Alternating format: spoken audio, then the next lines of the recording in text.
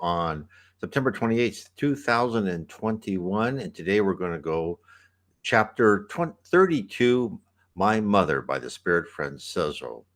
And it's based on the book A Wander in the Spirit Land. We're getting to the end of the book. It's a great book. Franchezzo started out as a very intelligent man, a bit cruel, not particularly religious. He'd seen too much things that he was critical about the Roman Catholic Church.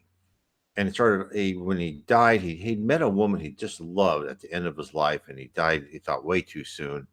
But she is still alive in this book, and she has been helping him because when he died, he went to the very lower zone, the dark abyss. But she helped him become a better person. And now he's in one of the levels of heaven, and he's been describing that lately, and it's been wonderful. So Spirit Franchezzo has done a wonderful job uplifting himself, letting himself free of all plots of revenge, forgiving old enemies, all of that. In fact, one chapter showed him actually forgiving a very old enemy, and they both parted friends. So that was very important.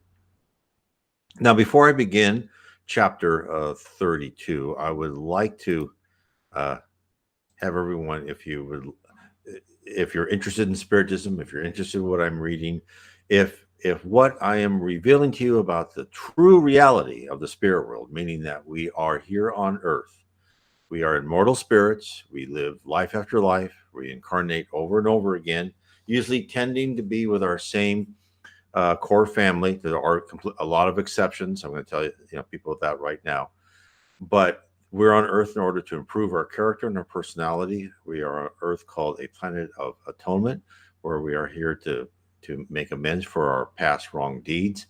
We are moving from a planet of atonement to a planet of regeneration. Now, you can download for free on my site, nwspiritism.com, Spiritism 101, the third revelation, and it's in PDF, so you can download it for free. And if you look at the right-hand side of the navigation bar, I have all of my books on Spiritism, and you can, look at those further, especially my book, the Spirit Realm. Spiritism reveals the reality of our existence. But Spiritism 101 is available in Kindle, paperback, audio format too, and it's in PDF, so it doesn't cost you anything. And it's also, I have it translated in French. So for anyone who's interested in Spiritism, I would recommend that. Now let's get to the chapters. I know that's what people are waiting for. Let's bring this up. This is chapter 32. Through the gates of gold, my mother, my home in the land of bright day, I am joined by Benedetto. Let me start. I was always fond of watching clouds float over the sky and shape themselves into pictures suggested by my thoughts. Since I reached the second sphere of the spirit land, my skies have always had clouds floating over them. Lovely, light, fleecy clouds which shape themselves into 1,000 forms and take on the most lovely shades of color, sometimes becoming rainbow-hued and other times the most dazzling white, and then again vanishing away altogether. I have been told by some spirits that in their skies they never see a cloud. All is serene, clear beauty, and no doubt it is so in their lands. For in the spirit world, our thoughts and wishes form our surroundings. Thus, because I love to see clouds, they are to be seen in my sky, at times revealing and softening its beauties and making cloud castles for me to enjoy. So he says, for in the spirit world, our thoughts and wishes form our surroundings. Absolutely true. This is exactly what Spiritism says. And there's some people who say, as soon as you die, you create your own heaven. Well, there is some truth to that, but I think if you listen to what Spiritism says and what Franchezzo says, is you do with your own thoughts, because thought is action in the spirit world, and your own thoughts will help modify the environment.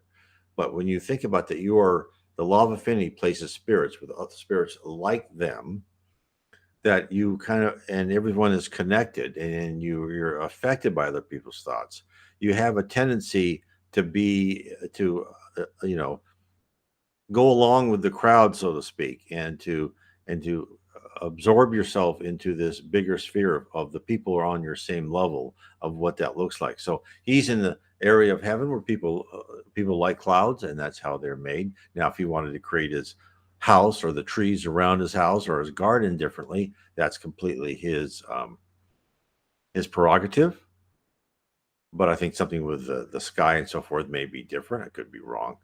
But that's the most important thing is thoughts and wishes form our surroundings.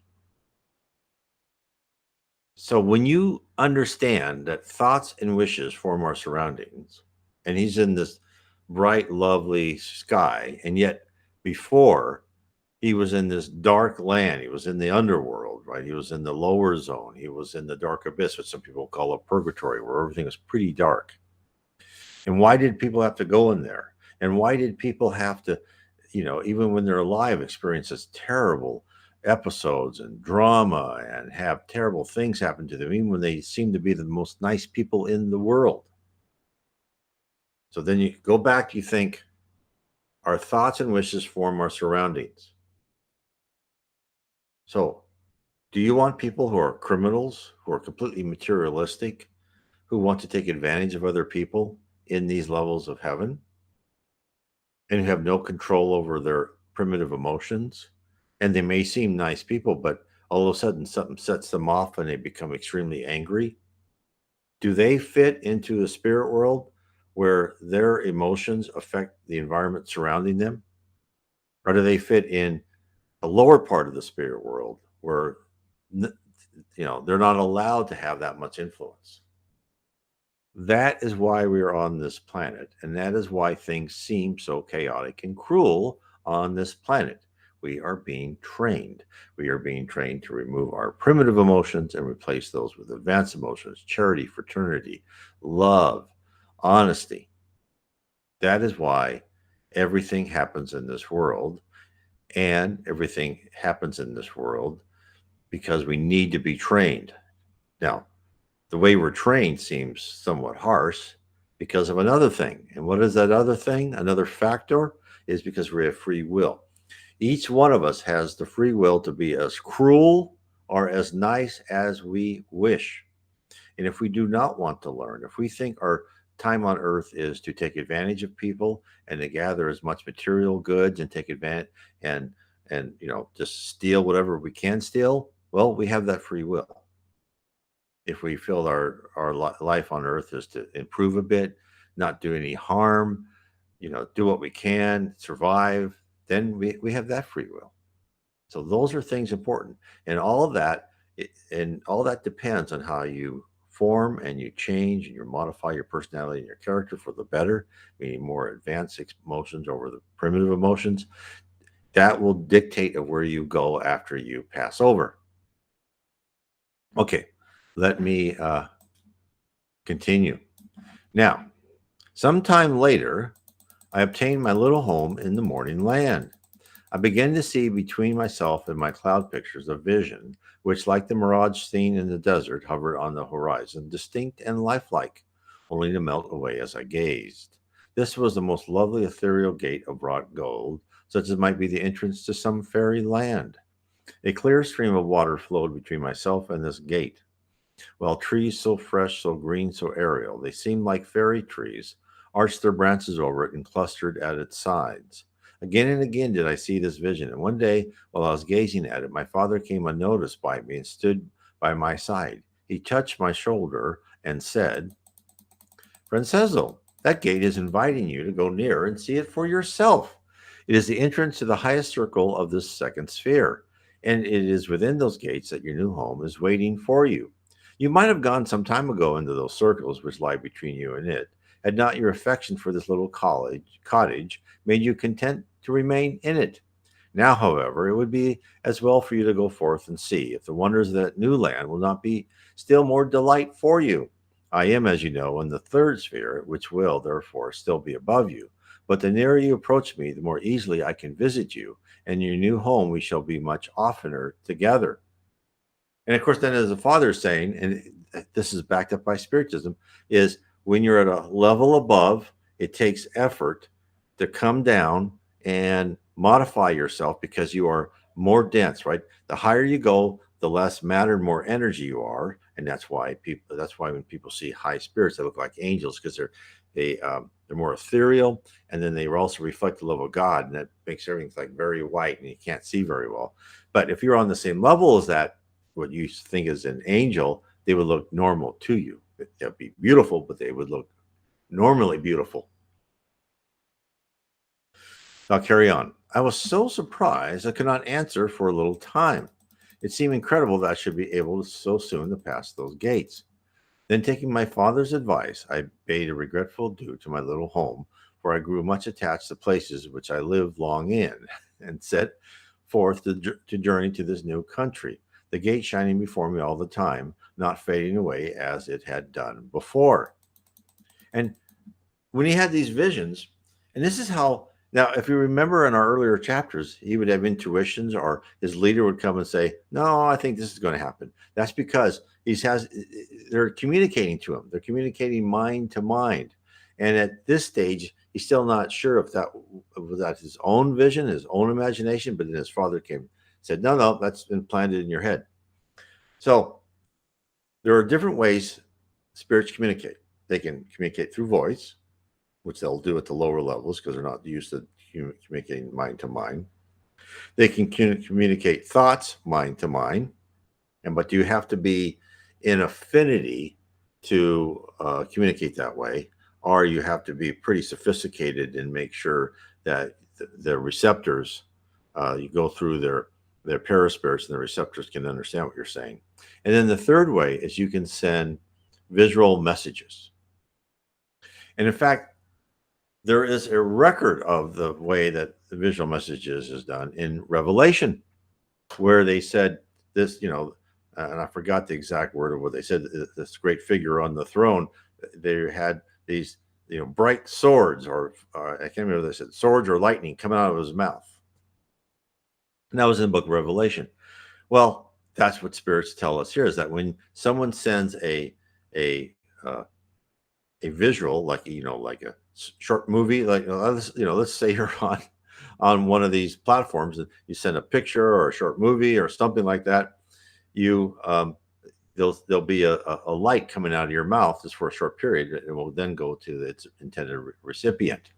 And what the spirits tell us is that what they'll do to ensure 100% correct communication, they will send, "Okay, I want to meet you at this place, and here's a picture of it."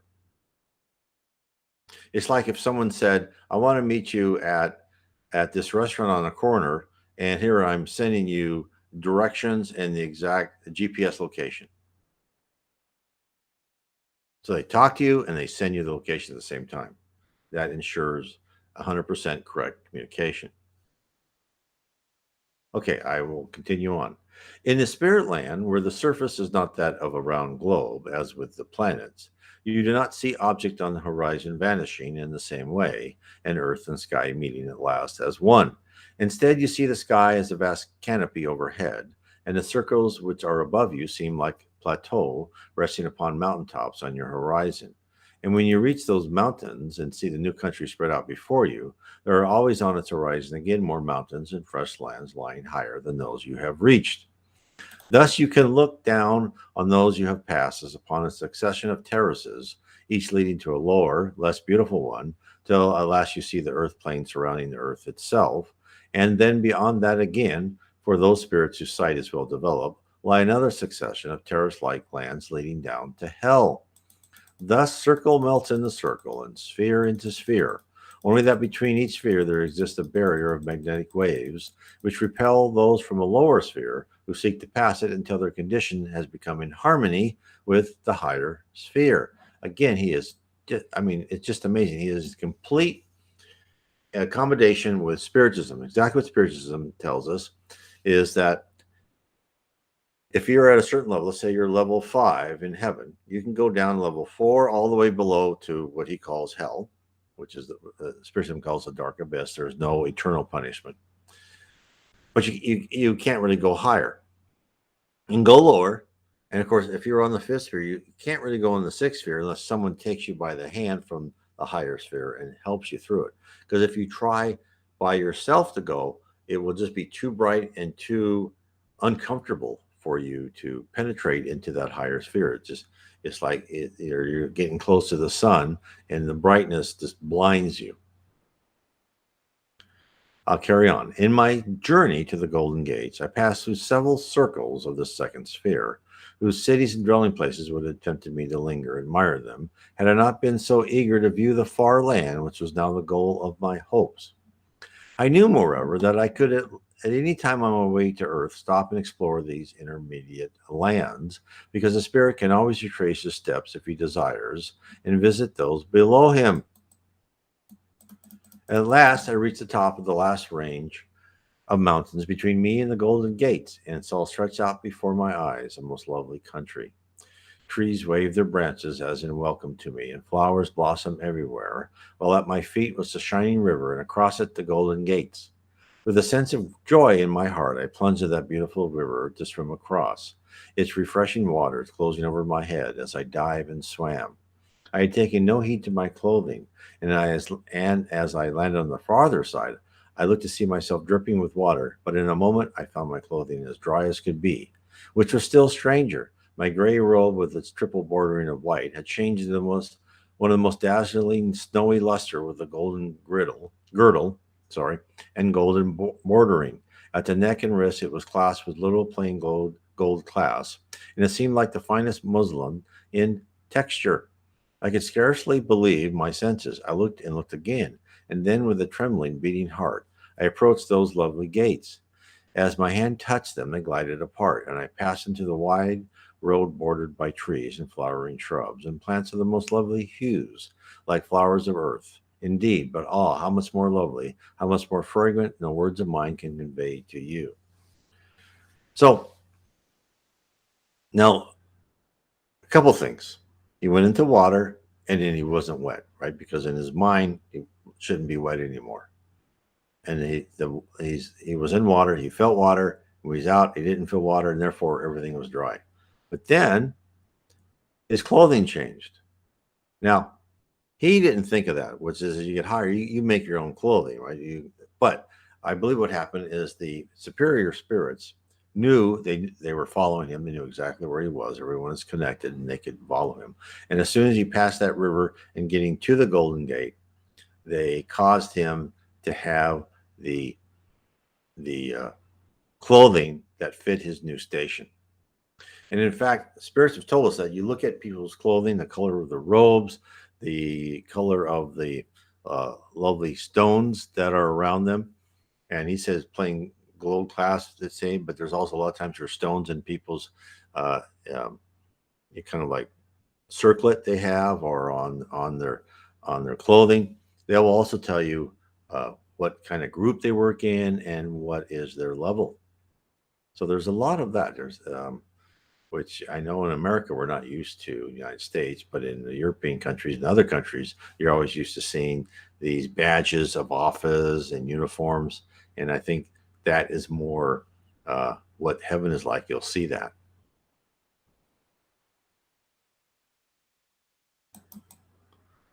The waving branches of trees spread over me in loving welcome as I passed.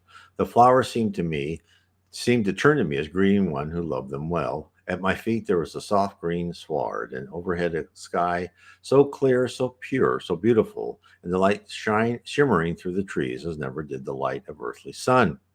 Before me were lovely blue and purple hills, and the gleam of a fair lake, upon whose bosom tiny islets nestled crowned with the green foliage of groups of trees.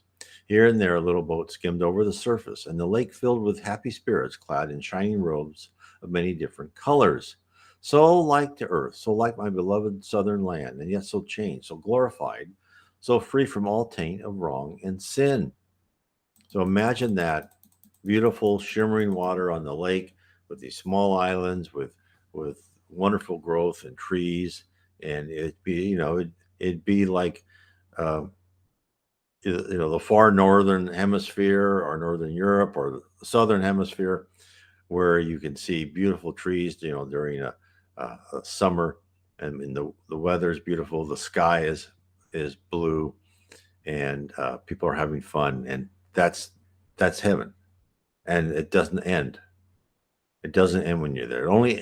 Heaven only ends when you decide to go back and incarnate again in order to grow, because that's why people have to decide to come back to Earth or another planet, and because they still have character defects, and areas of emotion they want to remove, or they have important missions to accomplish. I carry on. As I passed up the broad flower girt road, a band of spirits came to meet and welcome me, amongst whom I recognized my father, my mother, my brother, and a sister, besides many beloved friends of my youth. They carried gossamer scarves of red, white, and green colors, which they were waving to me, and while they strewed my path with masses of the fairest flowers as I approached, and all the time they sang the beautiful songs of our own land in welcome, their voices floating on the soft breeze in the perfection of unison and harmony. I felt almost overcome with emotion. It seemed far too much happiness for one like me. So again, this is how the spirit world works. They reward good behavior, and then they also want to uh, show you what, if you carry on with this good behavior and keep learning and keep increasing your knowledge, there's even more beauty and more opportunities to be of service to others, because really that's what feels good, not only in this life, and there's been studies that the most people are most satisfied are people who do things for other people, but it gives you a great deal of pleasure in the spirit world. And they want to celebrate these things when you come up, and everyone was ready for him. Everybody who felt good for him. Carry on. And then my thoughts, even in that bright scene, turned to Earth, to her who was of all the most dear to me, were all so dear. And I thought, alas, that is she not here to share with me the triumphs of this hour, she to whose love more than any other thing I owe it. And of course, it's true, because she it kept him focused on what the goal is. The goal is to transform his character and his personality, not to gain revenge and not to be powerful, right? Not to lord it over other people at level when he was way down below. As the thought came to me, I suddenly beheld her spirit beside me, half asleep, half conscious, freed for a brief moment from the earthly body and borne in the arms of her chief guardian spirit.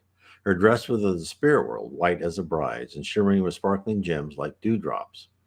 I turned and clasped her to my heart, and at my touch her soul awoke, and she looked smiling at me. Then I presented her to my friends as my betrothed bride, and while she was still smiling at us all, her guide again drew near and threw over her a large white mantle. He lifted her in his arms once more, and like a tired child, she seemed to think in the slumber as he bore her away to her earthly body, which she had for a time, which she had left for a time to share and crown the supreme moment of my joy. Ah me, even in my joy, I felt it hard to let her go, to think I could not keep her with me. But the thread of her earthly life was not yet fully spun, and I knew that she, like others, must travel the path of earthly pilgrimage to its end. And that's what's important, is to understand we all have our parts to play. And again, I've been talking to people, and the and one of the most things we can do is when our loved ones leave us and go to heaven or go to the other side, the spirit world, is to pray for them and wish them well. And this is Francesco's very smart. He doesn't think, "Oh, I wish she was here with me," because then she would have thoughts like, "Oh, should I kill myself, or should I do these terrible things? I need to be with him." And then of course her on her side, she thought very said, "Francesco, can I help you? Keep doing what you're doing," which helped him the whole time, instead of thinking, "I can't live without you. My life is terrible. I want you to come and be with me on earth."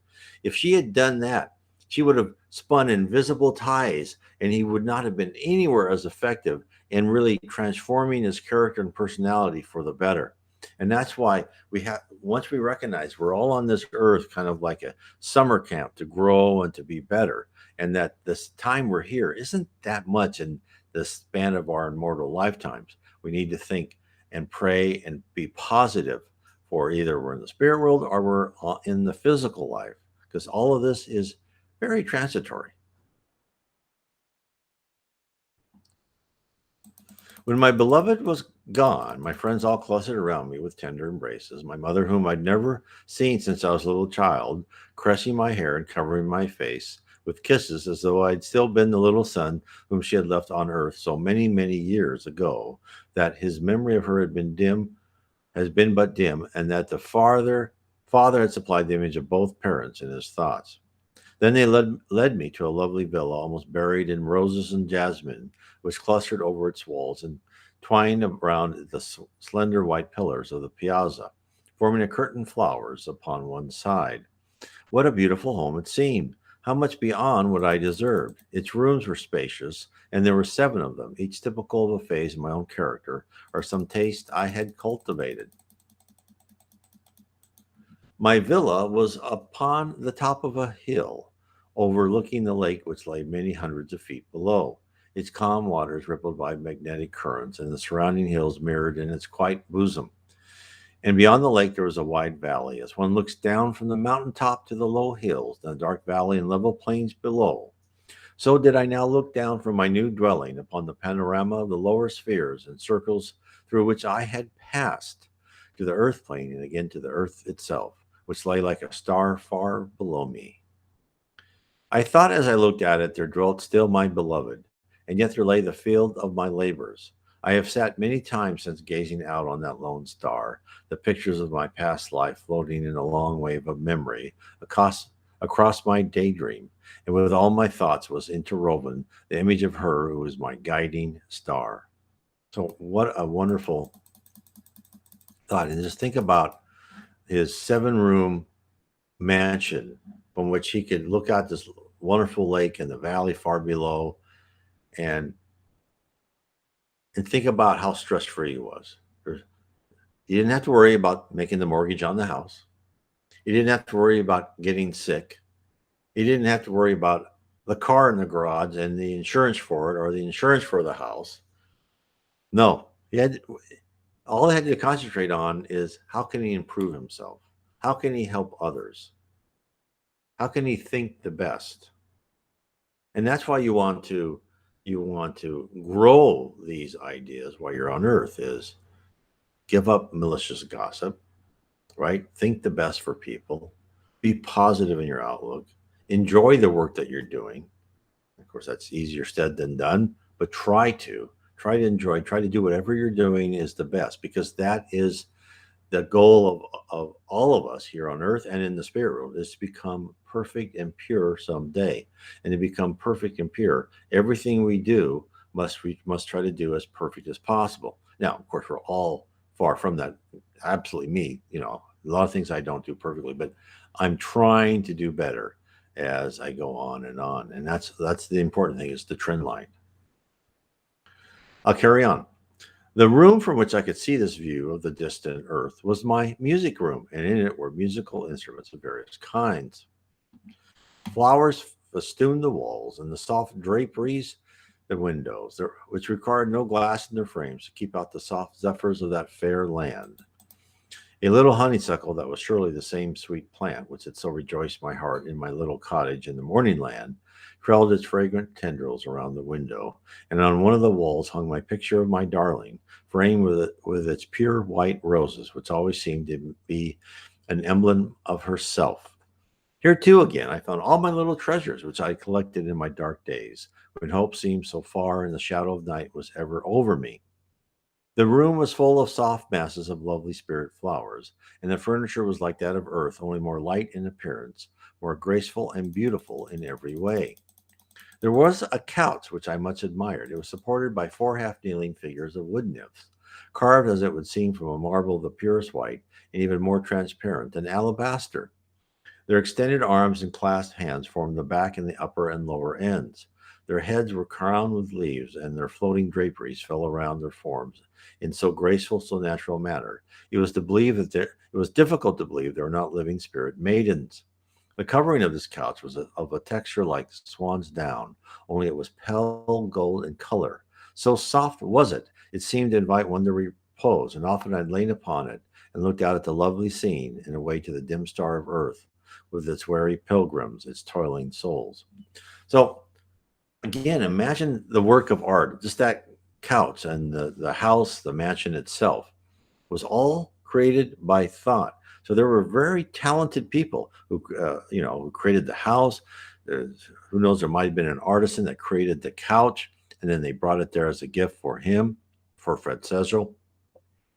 All these things you too can do once you decide to improve yourself and get through that narrow door for heaven, right? Because you don't have to be perfect by any stretch of the imagination. You don't have to go wear a hair shirt and go live in a cave. You just try in that trend line, become a better person. And then you too can go to heaven and you can start learning how to create with your mind.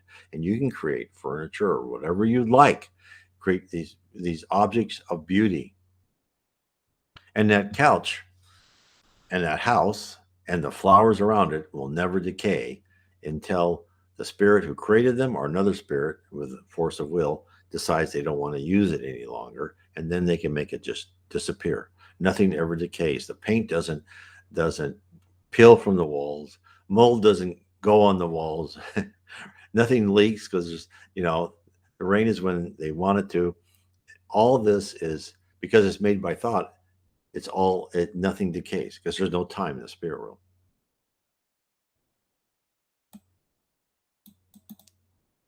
I'll carry on. The next apartment was filled with beautiful pictures, lovely statues, and tropical flowers. It was almost like more like a conservatory than a room. The pictures being collected at one end of it, and the statues and flowers forming a foreground of beauty that was like another and larger picture. There was a little grotto with a fountain playing, the water sparkling like diamonds and rippling over the sides of the smaller basin into the larger still, with a murmuring sound which suggested a melody to me. Near this grotto was one picture which attracted me at once, for I recognized it as a scene from my earthly life. It was a picture of one calm and peaceful evening in early summer, when my beloved and I had floated on the quiet waters of an earthly river. The setting sun, glowing in the west, was sinking behind a bank of trees, while the gray twilight crept over the hollows through the shade of the trees.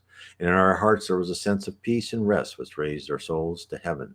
I looked around and recognized many familiar scenes, which likewise had been full of happiness for me, and in whose memories there was no sting. So, okay, how did those pictures show up? Think about that. Again, this is the power and the complexity and just the magnificence of heaven.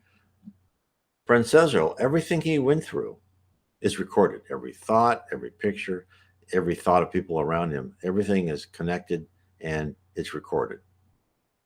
So his friends, probably maybe his mother and father, um, looked into his thoughts, looked into where they found his greatest happiness is, and took those scenes and made pictures from them.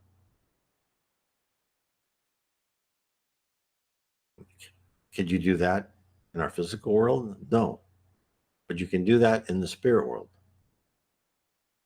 So the more you think about the spirit world, the more you see that it is like this huge, complex, uh, amorphous, intelligent database, right? With data all around, in which you as a spirit has this ability to traverse, and according to your permissions, your set of parameters, you can manipulate, you can explore, you can go to different lands by changing your environment.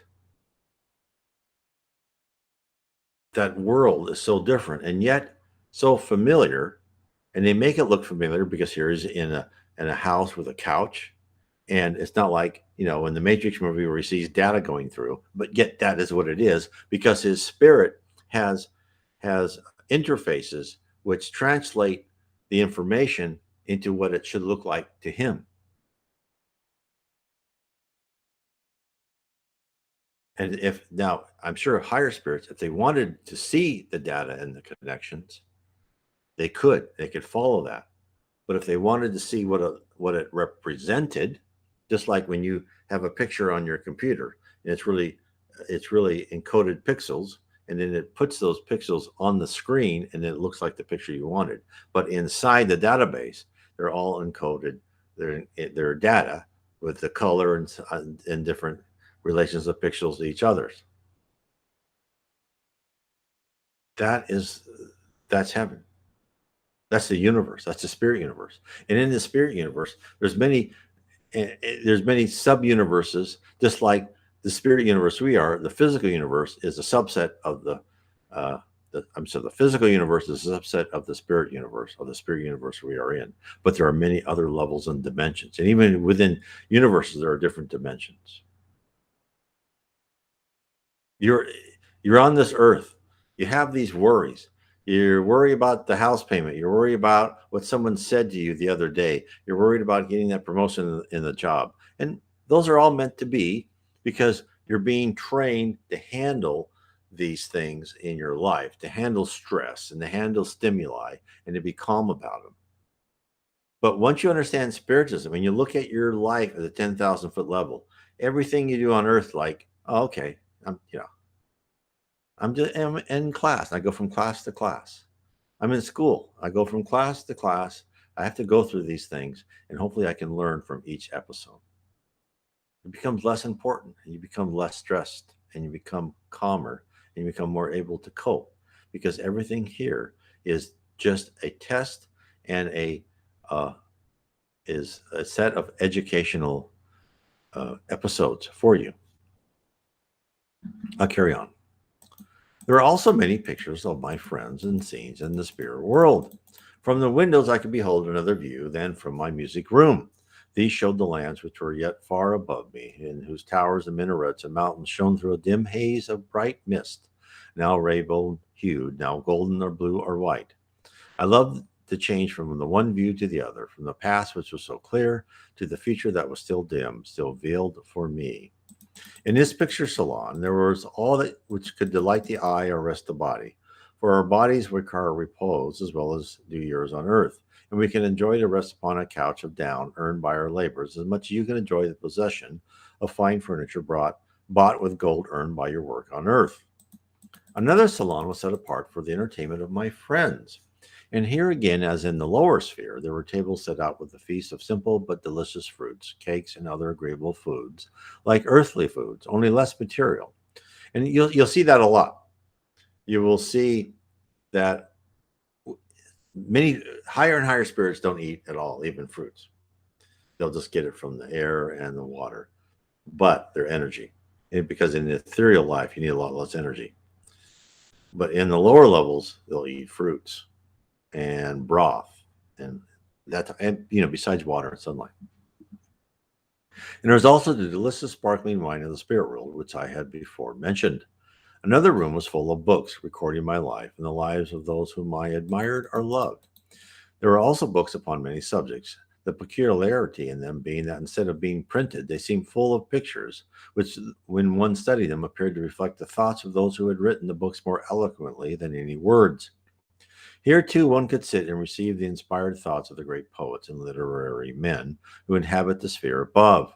And here I have sat and inscribed upon the blank pages of some book laid open before me poems to her who filled the larger half of all my thoughts. So imagine being able to go to the Universal Library, picking out books and seeing the wisdom of all these people. And then, if you're interested in history, going and say, okay, going to the history section, okay, what really happened when Caesar was killed by the senators, right? What really happened in this instance, or so on and so forth. Just amazing.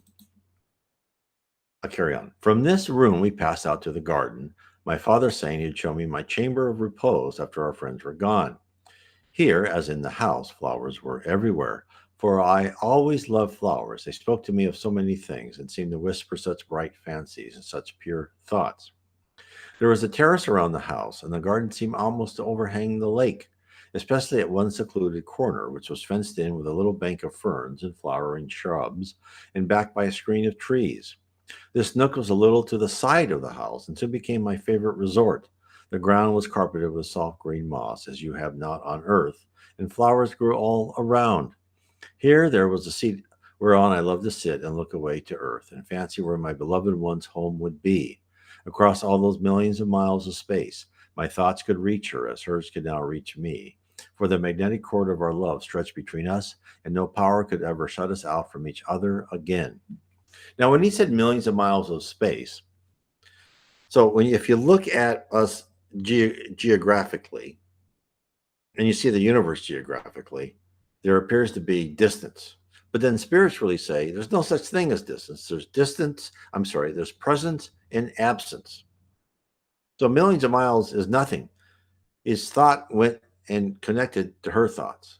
It's almost instantaneously, very fast. And that's why there is um, volatilization, where you move by thought. If he wanted to go to Earth, and I don't know if he's getting that skill, he could go to Earth in seconds, because you travel as fast as the speed of thought. The speed of light is not a speed limit in the spirit world. When I had seen and admired all, my friends led me back to the house, and we all sat down to enjoy the feast of welcome which their love had prepared for me. Ah, what a happy feast that was! How we proposed the progression and happiness of each one, and then drank our toast in wine, which left no intoxication behind, no after reckoning of shame to mar its refreshing qualities. How delicious seemed this fruit, these numerous little delicacies, which were all the creations of someone's love for me. It seemed too much happiness. I felt as if a delightful dream from which I must surely awake. At last, all my friends left except my father and mother, and by then I was conducted to the upper chambers of the house. Now, before I leave the food, there was this. I want to talk about this one passage in the Memoirs of a Suicide by Yvonne Pereira. Just a wonderful book, one of the most wonderful books I've ever read. Memoirs of a Suicide by Yvonne Pereira. And these suicides were rescued. They had to stay in this horrible land until the day that their planned departure would have been. That's why you don't commit suicide, because your paraspirit's connected to your body until the day of when you were planned to leave. You can't leave early. But these people were sent, and they were all helped into this hospital wagon. They were taken to this in the lower zone into the Mother Mary Hospital, and they were given like broth. And as each one ate this little broth, it brought back memories of their favorite food as a kid. And each one of them had a different favorite food, and it tasted like that favorite food to each individual. And so this is the miraculousness and the complexity of the spirit world. It all seemed too much happiness. I felt as in a delightful dream from which I must surely awake. At last my friends left except my father and mother, and by then I was conducted to the upper chambers of the house. They were three in number. Two were for such friends as might come to stay with me, and both were most prettily furnished, most peaceful looking. The third room was for myself, my own room, where I would retire when I decided to rest, and to have no companion but my own thoughts. As we entered, the thing which attracted me most and filled me with more astonishment than anything I had yet seen was the couch. It was a snowy white gossamer bordered with pale lilac and gold, while at the foot were two angels carved like the wood nymphs out of the dazzling white alabaster I had vainly tried to describe. They were much larger than myself or any spirit whom I had seen, and their heads and extended wings seemed almost to touch the roof of my room. And the pose of these two most lovely figures was perfect in its grace. Their feet scarce touched the floor, and with their bending forms and half outstretched wings, they appeared to hover over the bed as though they had but just arrived from their celestial sphere. They were male and female forms, the man wearing on his head a helmet and bearing in his hand a sword, while the other hand held aloft a crown. His figure with the perfection of manly beauty and grace, and his face with its perfect fixture so firmly molded, expressing at once strength and gentleness, had to my eyes a look of calm, regal majesty that was divine. The female figure at his side was smaller, more delicate in every way. Her face was full of gentle, tender, womanly purity and beauty. The eyes large and soft, even though carved in marble. The long tresses of her hair have revealing her head and shoulders. On one hand held a harp with seven strings, the other rested upon the shoulder of the male angel, as though she supported herself with his strength, while the lovely head was half bent forward and rested upon her arm, and on her head she wore a crown of pure white lilies. The look upon her face was of such exquisite sweetness, such material tenderness, it might well have served for that of the Virgin Mary herself. The attitudes, the expression of both, were the most perfect realization of angelic beauty I have seen, and for some moments I could but gaze at them, expecting them to melt away before my eyes. At last I turned to my father and asked how such lovely figures came to be in my room and why they were represented with wings, since I've been told that angels had not really wings growing from their bodies at all. My son, he answered, these lovely figures are the gift of your mother and myself to you, and we would fain think of you as reposing under the shadow of their wings, which represent in the material form the protection we would ever give you. They are shown with wings because that is the symbol of the angelic spheres. But if you will look closely at them, you'll find that these wings are part of the drapery of the forms and are not attached to the bodies at all, as though they grew from the shoulder in the fashion earthly artists represent them. The wings, moreover, express the power of angelic beings to soar upon these outstretched pinions into heaven itself. The shining helmet and sword represent war. The war of the intellect against error, darkness, and oppression. The sword a man must ever wage against the passions of his lower nature. The crown symbolizes the glory of virtue and self-conquest. That's wonderfully said. It shows you what we are up against. We're up. Our biggest enemy is ourselves. Our biggest opponent is our personality and character. That sometimes we let our primitive emotions out, and that is what we have to use: is the war of the intellect against error, darkness, and oppression. And we must ever wage against the passions of our lower nature. That is what we're here for. Is we're here to wipe out our lower nature and replace it with our higher nature. The harp in the woman's hand shows that she is an angel of the musical sphere, and the crown of lilies expresses purity and love. Her hand resting on the man's shoulder is to show that she derives her strength and power from him and from his stronger nature, while her attitude and looks as she bends over your couch expresses the tender love and protection of woman's maternal nature. She is smaller than the man because in you the masculine elements are stronger than the feminine. In some representations of the angels of men's souls, they are made of equal size and stature, because in those characters, the masculine and feminine elements are both equal, both evenly balanced. But with you, it is not so. Therefore, they are represented with a woman dependent upon the stronger one. And that's our goal, too, is to balance our masculine and feminine elements. That's why marriage is important. And that's why the spirit will set up the male and female uh, sexist is that fact is so we can each understand the outlook of the other. The male angel typifies power and protection, the female angel, purity and love. Together, they show the eternal dual nature of the soul and that one half is not complete without the other. Again, this is completely what Spiritism says. They're also symbolic representation of the twin guardian angels of your soul, whose wings may be said, in a spiritual sense, to be ever outstretched in protection over you. Shall I confess that even in that beautiful home, there were times when I felt lonely? I had this home earned by myself, but as yet I had no one to share it with me. And I've always felt a pleasure to be doubly sweet when there was someone whom I could feel enjoyed it also. The one companion of all others for whom I sighed was still on earth. And alas, I knew that not for many years could she join me. Then faithful friend was in a circle of the sphere above me in a home of his own, and as for Hassan, he was far above us both, so that though I saw them at times as well as my dear father and mother, there was no one to share my life with me and be a good comrade, no one to watch for my homecoming, and no one for whom in my turn I could watch. I was often on earth, often with my darling, but I found that with my advanced position in the spirit world, I could not remain so long at a time as I had been wont to do. It had been upon my spirit much the effect of trying to live in a foggy atmosphere or down a coal mine, and I had to return more frequently to the spirit land to recover myself. Now, this is something that we must know. It takes effort and it makes people exhausted for higher spirits to come down to earth. The earth is just like you said, it's like a down a coal mine. You've got these dark figures. The dark figures are us, people who are not spiritual, people who are thinking base thoughts or primitive thoughts. And they, when they go back, they need to go. A lot of times they'll go to the sanatoriums where they'll have music and water and light help them recover. I used to sit in my lovely rooms and sigh to myself. Ah, if I had but someone to speak with, some congenial soul to whom I might express all the thoughts which crowd my mind. It was therefore with a great pleasure that I received a visit from faithful friend and heard the suggestion he had to make to me. I have come, said he, on behalf of a friend who had just come to the circle of the sphere, but it has not yet earned for himself a home of his own, and therefore desires to find one with some friend more richly endowed than himself. He has no relatives here, and I thought you might be glad of his companionship.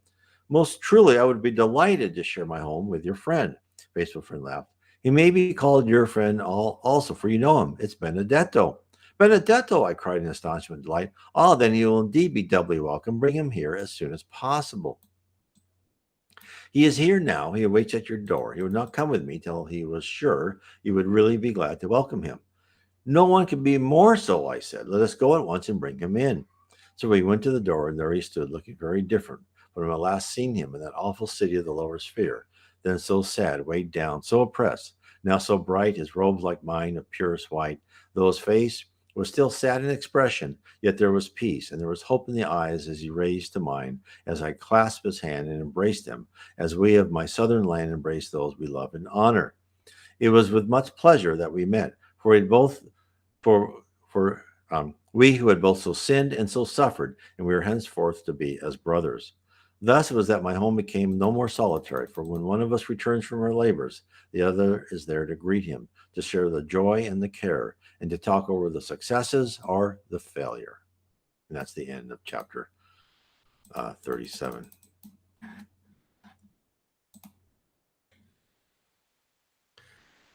So I hope that has been a pleasure. This is a wonderful chapter of really giving you a peek into that level of heaven, of how wonderful it was, and how good friends and good conversation is is just such a pleasure. And if you'd like to learn more about the spirit world, I recommend my book, The Spirit Realm. Spiritism has revealed the reality of our existence. And I take from all the spiritist works I have read, from all the way from Allan Kardec up to the present, and from my own books as well. And I try and boil down to you and is what is the spirit realm? What do we know about the spirit realm? What do we know about the physical realm? What do we know about us? Who are we? How do we grow? How do we become in the physical world? How do we become better people? What's our future? How we are guided in the future. So these are things is I think are very important. Now, I want to make sure what I'm telling you isn't saying that, oh, if you don't believe me, terrible things are going to happen to you. No, no, no. You got plenty of lives. You don't have to. The Spiritism does not ever say, if you don't believe us, then you're going to rot, right, or anything like that. Or no. This is information for you to do with what you wish to do, to give you a better understanding of who you are and a more complete understanding.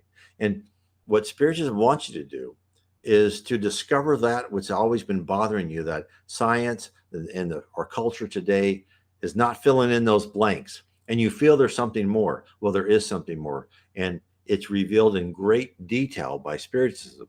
Well, and while the other religions, as God bless them all, because they all have good things to say, is gives you a little bit more fuzziness, where Spiritism gives you facts and knowledge that you can act upon in whatever way you wish to, because you have free will. What I want to say is